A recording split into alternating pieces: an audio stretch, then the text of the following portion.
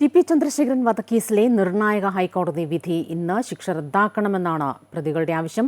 ചില പ്രതികളെ വെറുതെ വിട്ടത് ചോദ്യം ചെയ്ത് കെ രമയും രംഗത്തുണ്ട്. വിവരങ്ങളുമായി അഡ്വക്കേറ്റ് രാജേഷ് ചേരുകയാണ്. രാജേഷ്, ആർ.എം.പി നേതാവ് ചന്ദ്രശേഖരൻ വധക്കേസിലെ വിചാരണ കോടതിയുടെ വിധി പോലും ചോദ്യം ചെയ്തുള്ള വിവിധ അപ്പീലുകളാണ് ഇപ്പോൾ ഹൈക്കോടതിയുടെ മുന്നിൽ ഉള്ളത്. നിർണായകമായ ഒരു വിധി തന്നെയാണ് ഈ കേസിൽ പ്രതീക്ഷിക്കുന്നത്. ഒപ്പം പ്രതികളെ വെറുതെ വിട്ടത് ചോദ്യം ചെയ്തതടക്കം രമ സമർപ്പിച്ച ഹർജിയും കോടതിയുടെ മുന്നിൽ വരുന്നുണ്ടല്ലോ.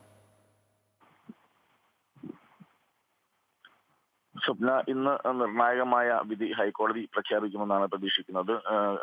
ചന്ദ്രശേഖരൻ വധക്കേസിൽ ഇപ്പോൾ ശിക്ഷിക്കപ്പെട്ട് ജയിലിൽ കിടക്കുന്ന പ്രതികൾ നൽകിയ അപ്പീൽ, അതായത് തങ്ങളെ ശിക്ഷിച്ചത് ശരിയായ രീതിയിൽ തെളിവുകൾ വിലയിരുത്തിയല്ല, തങ്ങൾ നിരപരാധികളാണ് എന്ന് ചൂണ്ടിക്കാട്ടിക്കൊണ്ട് അല്ലെങ്കിൽ ഇതൊന്ന് വാദമുന്നയിച്ചുകൊണ്ട് പ്രതികൾ നൽകിയ അപ്പീലിലാണ് പ്രധാനമായും ഹൈക്കോടതി ഇന്ന് വിധി പറയുക. അതേസമയം വെറുതെ വിട്ട പ്രതികൾ, ഈ കേസിൽ കുറച്ച് പ്രതികളെ വെറുതെ വിട്ടിരുന്നു. ഈ വെറുതെ വിട്ട പ്രതികളെ വെറുതെ വിട്ടത് ശരിയായില്ല, അവരും ഈ പ്രതിപട്ടികയിൽ ഉള്ളതും കുറ്റകൃത്യത്തിൽ കൃത്യമായ പങ്കാളിത്തമുള്ളതുമാണെന്ന് ചൂണ്ടിക്കാട്ടി ചന്ദ്രശേഖരന്റെ ഭാര്യ, ഇപ്പോഴത്തെ MLA കെ രമ നൽകിയ ഹർജിയും അപ്പീൽ ഹർജിയും അതിലും ഹൈക്കോടതി വിധി പറയുന്നുണ്ട്.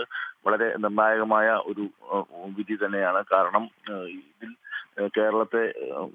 കേരളത്തിന്റെ രാഷ്ട്രീയ രംഗത്തെ വളരെയധികം സ്വാധീനിക്കുകയും പിടിച്ചു കുലുക്കുകയും ചെയ്ത ഒരു സംഭവവും അതാണ്. അതിൽ പ്രധാനപ്പെട്ട രാഷ്ട്രീയ നേതാക്കളടക്കമുള്ള പ്രതികളെ കൃത്യമായി നിയമത്തിന് മുന്നിൽ കൊണ്ടുവരികയും ശിക്ഷ വാങ്ങിക്കൊടുക്കുകയും ചെയ്ത ഒരു വളരെ നിർണായകമായ ഒരു കേസ് തന്നെയായിരുന്നു ടി.പി. ചന്ദ്രശേഖരൻ വധക്കേസ്.